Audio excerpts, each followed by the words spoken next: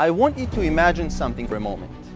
Imagine what would have happened if Christians turned an ancient mosque into a church. Imagine the outrage, imagine the headlines. But when it comes to Christians being persecuted, there are no headlines and the media is silent. There is no outrage.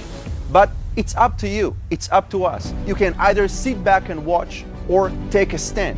Erdogan's Turkey has decided to turn Hagia Sophia, one of the most iconic Christian symbols in Turkey and once a holy church, into a mosque. Hagia Sophia was built in 537 AD as a Christian cathedral church.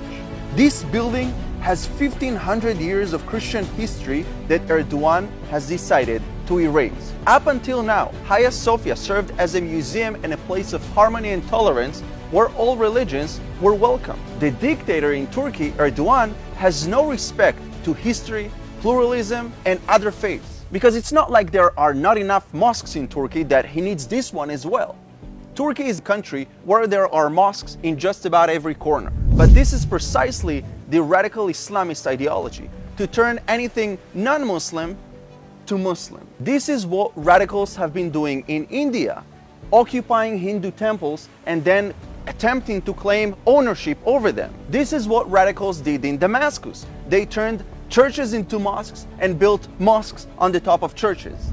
This decision should alarm all of us, even if you don't live in Turkey, because Erdogan is planting seeds of extremism and giving a hand to radical Islamists whose goal is to eventually expand to Europe as they are doing today, and even more. And by the way, please keep in mind that I'm referring to radical Islamists and not Muslims, because there are a lot of Muslims that oppose radicalism and oppose this decision as well.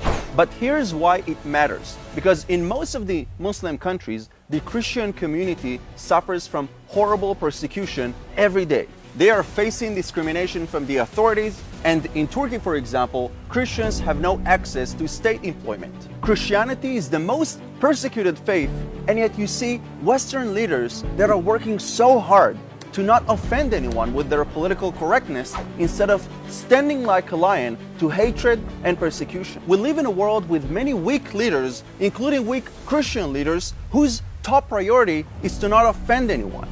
This is not how to make a change in this world. So let's not forget the persecuted faith around the world, because they have no voice. We are their voice. So let's stand up for them. Share this video.